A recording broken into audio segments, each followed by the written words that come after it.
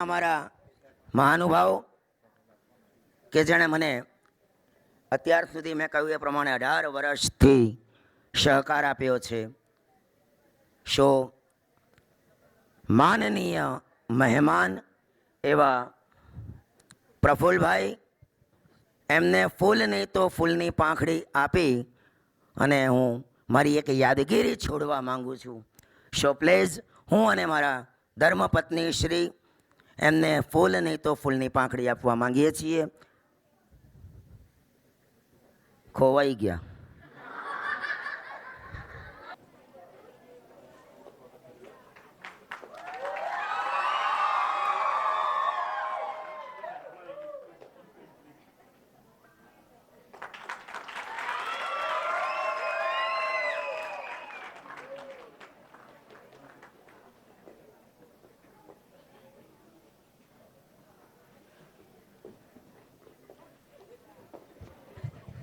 તો હવે પ્રફુલ્લભાઈના મુખારવિંદમાંથી 2 શબ્દ આપણે સાંભળીએ.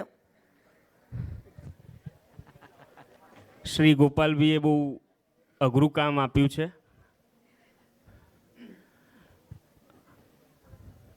અક્ષરધામના અધિપતિ શ્રી સ્વામિનારાયણ ભગવાન,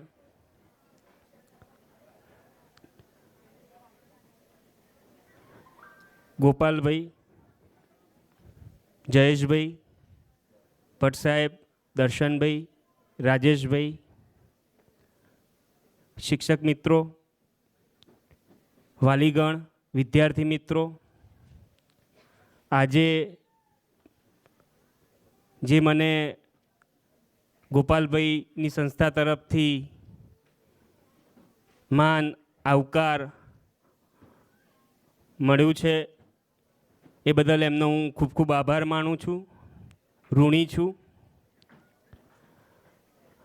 મારા પરિચયમાં ઘણા બધા શિક્ષક મિત્રો, વાલીગણ હર હંમેશ રહે છે, પણ હું એટલું કહી શકું કે મારા માટે ગોપાલભાઈ એવા પહેલા વ્યક્તિ છે કે જે વ્યક્તિમાં મેં સહેજ પણ અહંભાવ કે સહેજ પણ શિક્ષણ પ્રત્યેની અથવા તો વિદ્યાર્થી પ્રત્યેની એવી એઝ અ બિઝનેસ માટેની એક ઈચ્છા એવી મેં કદી નથી જોઈ. કેવળ એની પાછળ શિક્ષણ ને શિક્ષણ જ રહેલું છે. તો પ્લીઝ મારા માટે થઈને ગોપાલભાઈ માટે તાલીઓથી વધાવી લઈશ. આપણા વિસ્તારમાં આ બધા જ શિક્ષક મિત્રો વિદ્યાર્થીઓના કેવળ અભ્યાસ માટે જ, અમે તો એટલું કહીએ કે અમે વિદ્યાર્થીઓના રસોઈયા છીએ. અમે વિદ્યાર્થીઓને ફર્સ્ટ ક્લાસ થાળી પીરસીને આપવાનો પ્રયત્ન કરીએ છીએ. એને ભાવતું ભોજન અમે બનાવી અને વિદ્યાર્થીઓને આપીએ છીએ.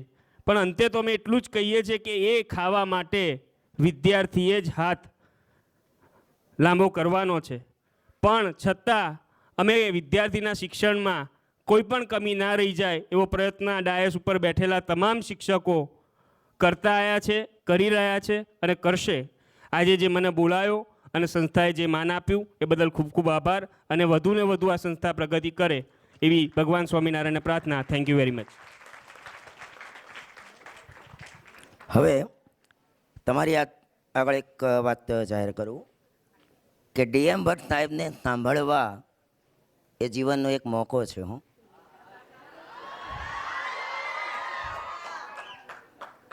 જ્યારે બોલતા હોય ને સ્ટેજ ઉપર, ત્યારે હું એમની આમે જ જોયા કરતો હોઉં છું.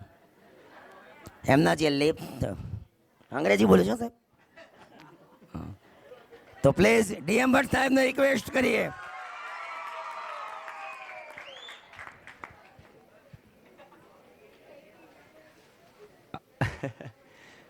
ભાઈ, મારા માટે 100% અઘરું કામ છે, કારણ કે ગોપાલ સર લગભગ છેલ્લા 10-1 વર્ષથી મારા કોન્ટેક્ટમાં છે અને we have been good friends for the last 10 years. છેલ્લા 10 વર્ષથી જ્યારથી હું લગભગ આ લાઇનમાં આવ્યો એના પણ 5 વર્ષથી વધારે એક્સપિરિયન્સ મારા કરતાં વધારે ધરાવે છે.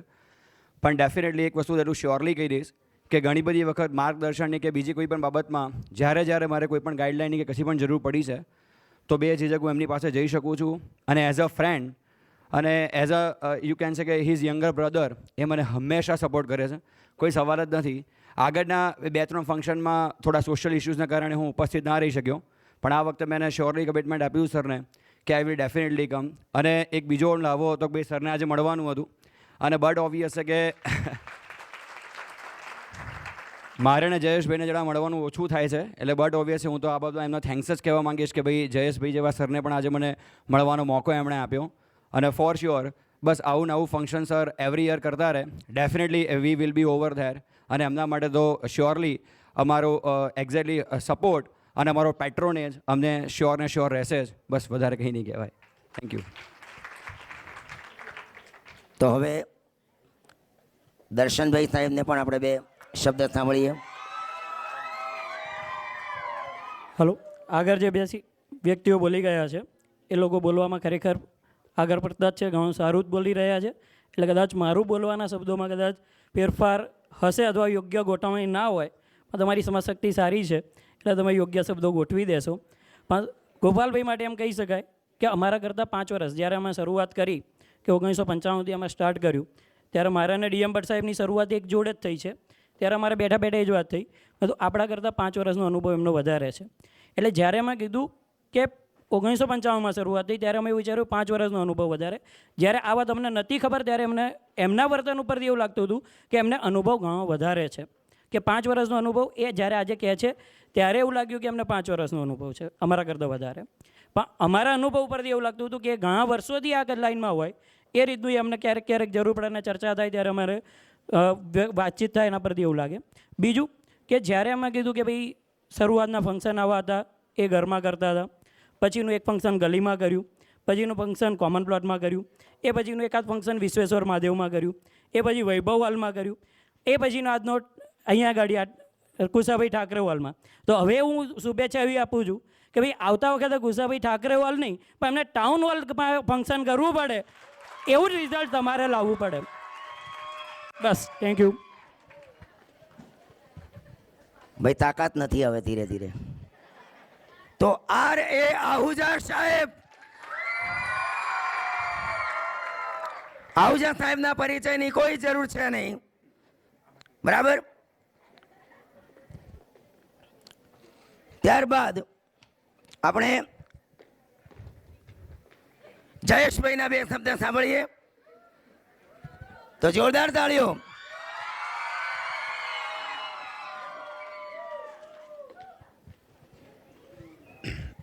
શ્રી પ્રફુલભાઈ, વાલીગણ, બીજા શિક્ષક મિત્રો, ગોપાલભાઈ યાજ્ઞિકના પરિવારના સભ્યો, સગા સંબંધીઓ, બધાની વચ્ચે અમને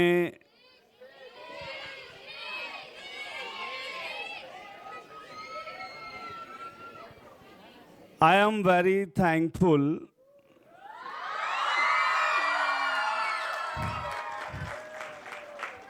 to Gopalbhai Yagnik and all our friends and my elders, because being in this program, we can learn more. We teachers are also one learner.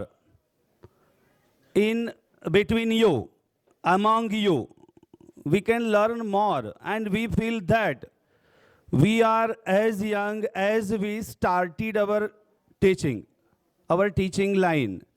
And for that, I am too much thankful for Gopal Bhai and his family members. And today I am so much happy because I have a chance to meet my friend, Mr. D.M. Bhatt, because I thought about that. To meet him, I have only heard his name and his work. He is also a good sir, as a good person. So many students have told me about him, and I want a chance to meet him, and my that hope is fulfilled by Sri Gopal Bhai Yagnik. And I am also at present very happy by the presence of Sri Mr. R.A. Ahuja sir has already been arrived here. Okay, thank you. ગોપાલભાઈ આપણને આટલા બધા ભેગા કર્યા આજે આટલી મહેનતથી, તો પહેલાં આપણે એમને વિશ કરીએ, પછી બે શબ્દો કહું.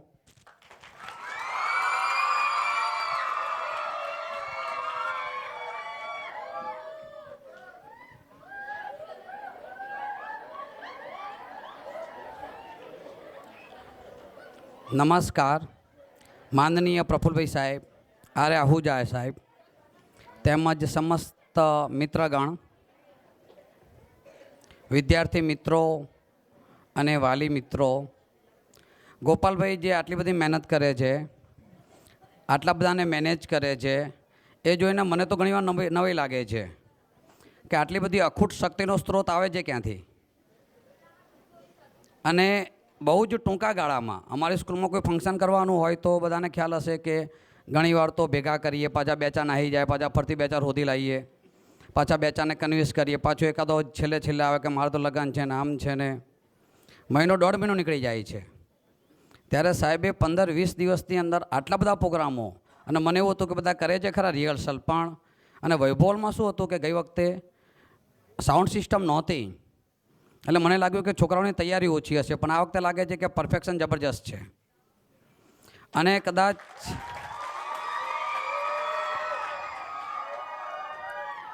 હું એમ નહીં કહેતો કે ખાલી આ પ્રોગ્રામોમાં સાહેબ મહેનત કરે છે, પણ વર્ગખંડમાં પણ એટલી જ મહેનત કરે છે. અને આ પ્રોગ્રામ દરમિયાન ઓછામાં ઓછું ભણવાનું બગાડ્યું છે. જ્યારે અમે તો ઘણીવાર બ્લેકઆઉટ કરી દઈએ કે ચલો ભાઈ મારો પીરિયડ છે, મારો પ્રોગ્રામમાં જાઉં, છોકરાઓ મોનિટર ઊભો કરી દઈએ, પીરિયડ પૂરો. ત્યારે ભણાવવાનું, પ્રેક્ટિસ કરાવવાની, પરીક્ષાઓ ચાલુ રાખવાની, બધું કરવાનું, એ ખરેખર અદ્ભુત શક્તિ કહેવાય સાહેબની. અને કદાચ સાહેબના આપણે વખાણ કરીએ છીએ, પણ એમના જે બેટર હાફ છે ઘરમાં, એમને પણ આપણે ધન્યવાદ આપવા જોઈએ કે આટલું બધું મેનેજ કરે છે. બરાબર, ચલો ત્યારે થેન્ક યુ. આપણા કાર્યક્રમમાં માણેકભાઈ સાહેબ હાજર રહેવાના હતા, પણ સંજોગો વખત એ હાજર રહી શક્યા નહીં. તો એક યાદગીરી તરીકે એમને પણ આપણે કંઈક નજરાણું મોકલાવીએ.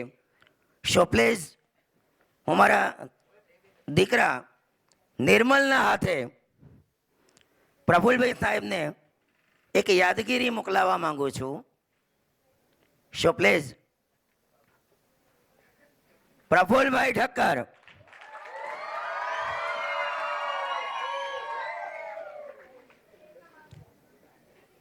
સાહેબ 10 ધોરણ સુધી બીવીડીમાં જ હતો, અને અત્યારે આપણી સંસ્થામાં 11-12માં મુક્ત જીવનમાં છે.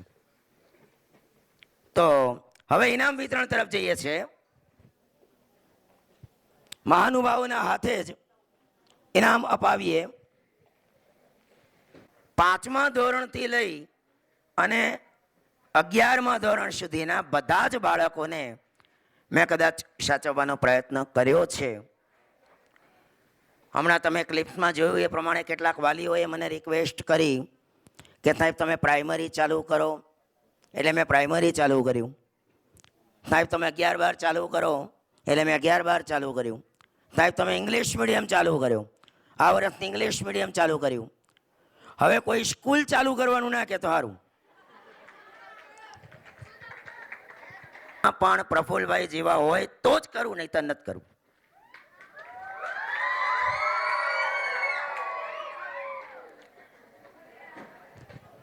તો આ વાત સાહેબ મેં એટલે ઉખાડી છે કે મારા નાના ધોરણના ભૂલકાઓથી માંડી મોટા દીકરા દીકરીઓ સુધીના તમામને આપણે આજે ઇનામો આપવા છે, એટલા માટે આપણે અહીંયા ભેગા થયા છીએ.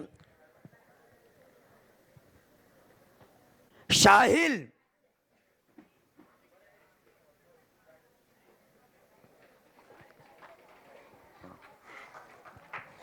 અને કુણાલ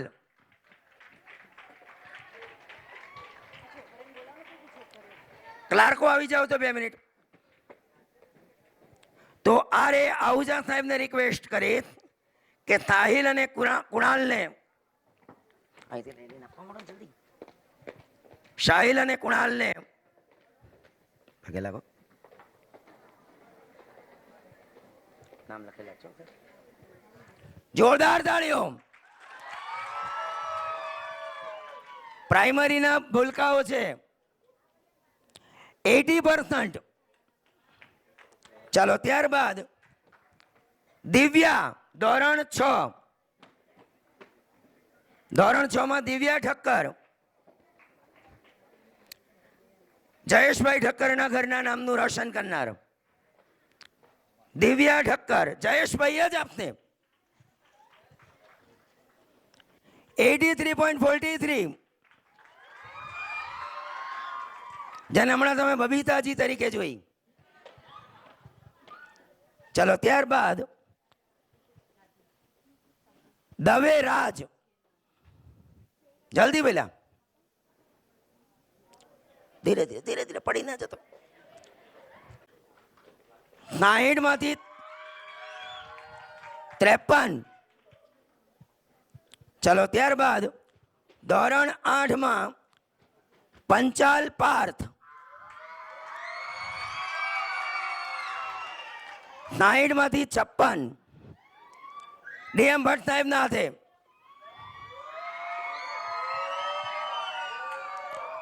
ત્યારબાદ દર્શનભાઈ ના હાથે વૈદેહી ધોરણ 9. કેમ તાળી ઓછી થઈ ગઈ યાર?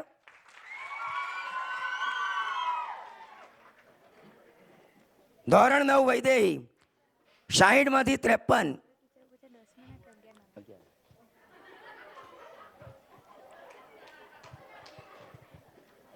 ત્યારબાદ કૃપાલી ધોરણ 11.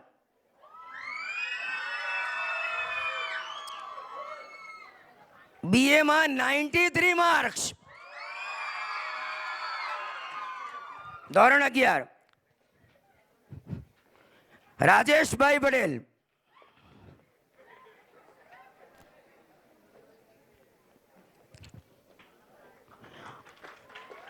બીએ માં હાઈએસ્ટ હતી આ છોકરી અને ઇકોનોમિક્સમાં હાઈએસ્ટ છે સોની યશ, કે જે સંજોગો વસાત આવી શકેલ નથી. 88 માર્ક છે. તાળી પાડજો એના માટે. ચાલો હવે ધોરણ 10 ઉપર આપણે જઈએ. હવે ધોરણ 10 માં આ વખતે તમને ખ્યાલ છે એ પ્રમાણે 30 માર્ક શાળાએ આપ્યા હતા. હરી અને બાળકની મહેનત એ 70 ની